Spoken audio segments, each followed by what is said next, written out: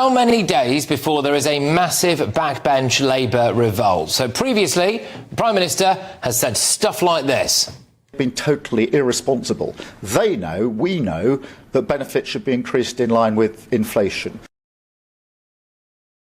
Yeah, and then today it looks like the Chancellor, Rachel Reeves, is going to slash benefits. Now, I think that's actually quite a good thing, but I bet loads of Labour MPs certainly don't. Labour MPs already revolted over the two-child benefit cap. He lost 7 of them, like Zara Sultana.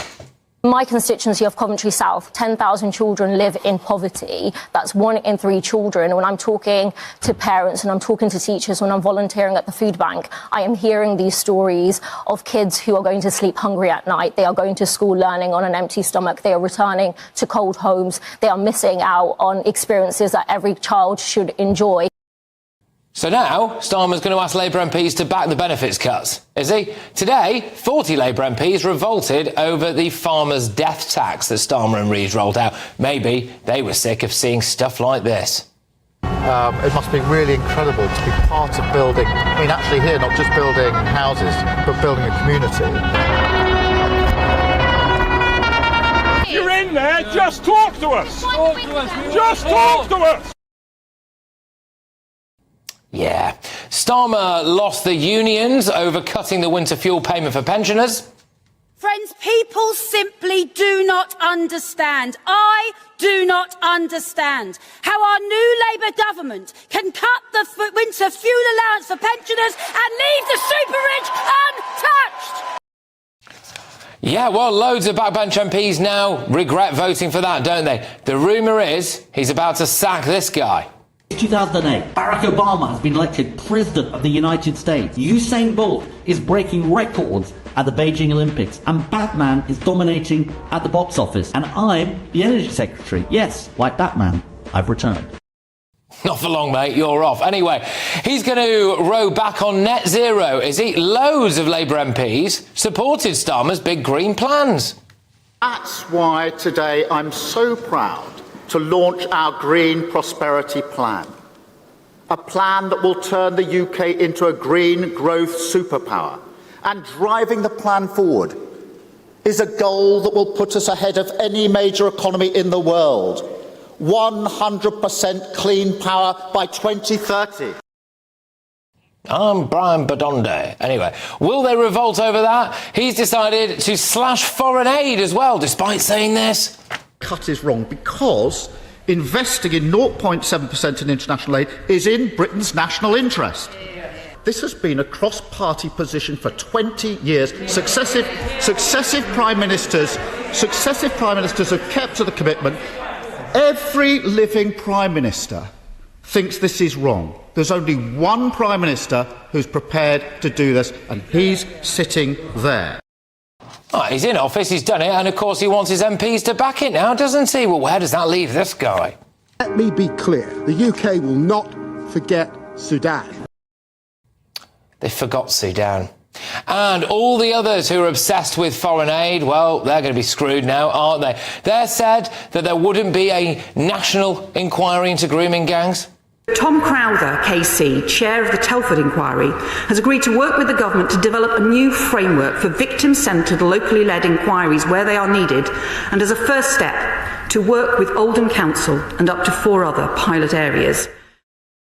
There we go. Then 4 Labour MPs revolted over that and said that they actually wanted a national inquiry. Look, you just look at all of that, all those little things that the Labour MPs have been revolting over, bit by bit by bit. And if the Chancellor goes ahead and slashes benefits by the billions, how long before those left-wing Labour lovies start a monumental backbench revolt? Let's get thoughts on my panel this evening. We've got GB News presenter, former Tory MP Miriam Case, journalist and broadcaster Emma Trimble, and ex-Labour Party advisor Matthew Larser.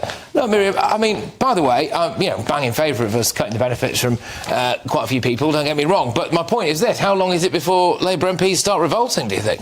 Well, I think a few may vote against, a few may even lose the whip, but I don't think Starmer's in any trouble at all. I mean, he's got a massive majority. He's got serious control over the party, a lot more so than Conservative whips ever had over Conservatives. And I think he'll be quite happy to make an example of 2 or 3 and frighten the rest into not revolting. And I think from the MP's point of view, yes, they will have campaigned on these policies and it'll be very embarrassing for them to vote against cutting benefits. But under threat of losing the whip, under threat of being deselected, under threat of all the other kind of things that the whips can do to you, knowing that you can't make a difference, that's the thing. If they had the numbers to defeat Starmer, then it might be worth it. But if they're going to cut benefits, the Conservatives will vote for that. 20, 30, 40, 50 Labour rebels is not going to make any difference. It's quite interesting, though, isn't it? Because what that appears to indicate is that those Labour MPs actually just don't have any principles. Well, quite. I think Miriam's absolutely right, and you've read my mind there, Patrick, because I think, the assumption, if you thought they were going to revolt, the assumption would be that they're potentially more principled than they are. And I think many of them just go whichever way they think the wind is blowing. And in this case, the wind is blowing in the direction of practicality, because the reality is that in order for this Labour government to survive, if it, is going to get the economy under some kind of control, if it's going to at least answer, even in a superficial way, to the electorate, that they are going to now have to put aside their sixth form politics and actually start to, act where the rubber meets the road. And the reality is, we talk about U-turns, but it's more like they're stuck on the M25, just going round and round and round. So I think many of them are just along for the ride, and we'll just go with it. Well, I think it's coming, Matthew. You look at all the different little bits, and today 40 rural Labour MPs over the farmers. They decided to finally grow a bit of a spine and say something, didn't they? We had the winter fuel payments to the 2-child benefit cap. Now, if she slashes benefits, even though a lot of people, by the way, think this is a good thing, those Labour MPs are going to have to look themselves in the mirror and look their constituents in the face, aren't they, and say, you voted for benefit cuts. It's like the least Labour thing ever. Well, I think you need to look at what the so-called benefit cuts will be. So I don't think it's not slashing benefits in terms of the rate. So you saw the clip there from Keir where he was saying that benefits should rise in line with inflation. That will still happen. What it is it's tackling this worklessness crisis, which frankly has happened since the pandemic, where Britain now has, it's the only sort of major economy that has a lower percentage of people in work this far out of the end of the pandemic than it did before. Then there's this kind of sort of million people who've effectively got lost in the system, who've been signed off but may not be seriously, or nobody's going to be taking money away from seriously disabled people, etc., but who kind of at the moment are being written off, and we can't afford to write them off because it's bad for them, it's bad for the taxpayer, and it's bad for the economy. So that's what it's about. It's about getting people into work, and that's why Liz Kendall's going to have a plan.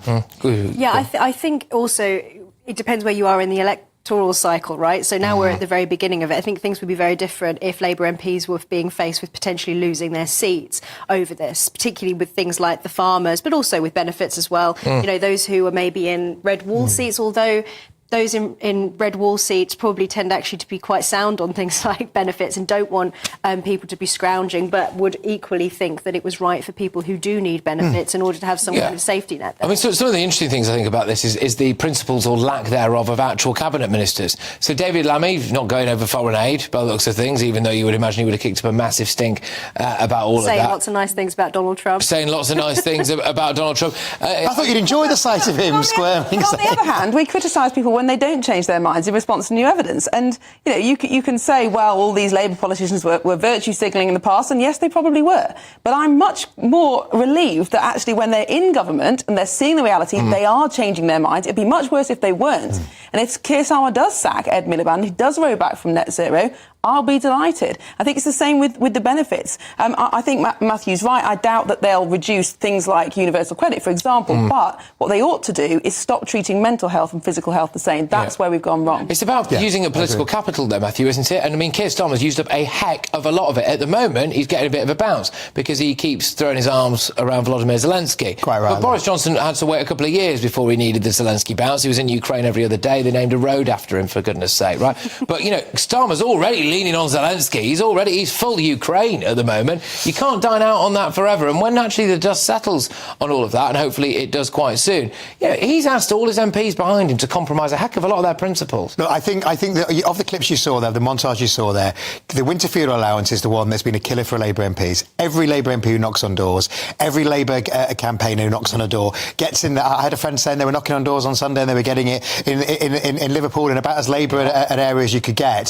saying that it was being mentioned time and time again. That's the one, because everybody understands it and it's really clear. I don't think you're going to have doors stand in your face if you're saying that we're going to take people who can work into work. It's actually going to be popular. So I think, yes, I don't think you're going to see a big rebellion on that. I think, Ed's future may be I think Ed's future is more in question than you're likely to see a big rebellion. There will be a handful of MPs who rebel. Zara Sultana, for example, still doesn't have the whip back. They've always been a small group of kind of hard left MPs, and they will, go like that at the very notion of doing anything. But I think that it won't be a big political issue. I do think it's quite damaging for Keir Starmer generally, though, Emma, that he's been saying one thing for years, and like decades, really, and then he gets into office and he does something else. Now, I thought you made a great point, which is, well, I suppose if you ultimately do the right thing, then all right, it doesn't really matter so much. But I just think it's laughable. I think it's absolutely laughable that this guy was virtue signalling 4 years, leading a party full of virtue signallers, and then you get into office and it's just uni-party stuff, isn't it, this? I mean, the three of them, Starmer, Rachel Reeves and David Lammy, they've all done the same thing.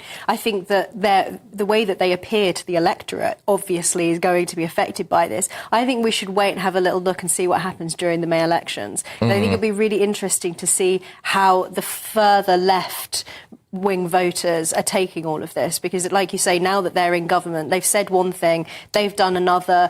It's not really a case of people changing their minds based on new evidence or having integrity from the perspective of the people who are further to the left. They'll see this as a betrayal, but of course to the rest of the country actually it might play quite well. I don't know. I think we underestimate just how rapidly things are changing right now. Obviously there's the international situation. If America withdraws as the Western guarantor, that's a massive change to the West. But also domestically, I mean, yes, benefits bills have been climbing for a long time, pension bills are, but actually, just since the pandemic, there's been a 40% increase in young men not in education, employment or training. Now, that is a huge change in 2 or 3 years. Now, Totally. I'm no Labour supporter, and I personally think the welfare state has become a millstone around our neck. We should completely reform it around family rather than worklessness. But having said that, I do think it's fair that actually Starmer and Reeves have got into the office and things have declined a lot faster than they thought they would. And also, I think during the pandemic, things stayed the same to some degree for quite a long time. Or were masked by everything else that was going on. Yeah. Whereas now, what we're seeing, particularly with what's happening in the States, is that the government is going to have to be more reactive than we've seen in the last couple of years. And I think, Labour would say that in the manifesto, it said benefits would be, those who really need it would be looked after, but it did say that the clues in the title, that getting people off welfare to work would be a priority. I just think he's very vulnerable to one Guardian article that finds the one person who slipped through the net here. They send a camera crew around to the house of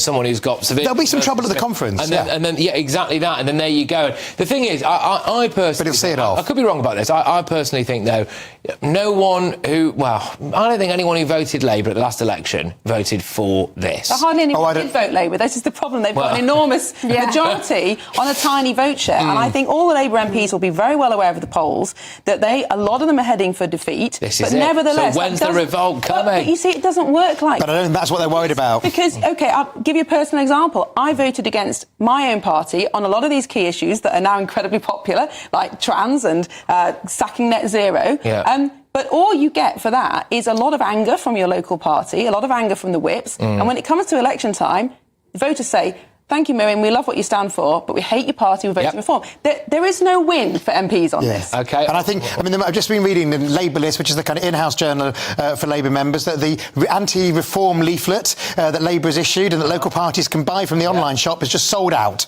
So they're more worried about reform than they are worried about the left in terms of the campaigners on the ground. Turns out some people do have a bit of money going around. So there we go.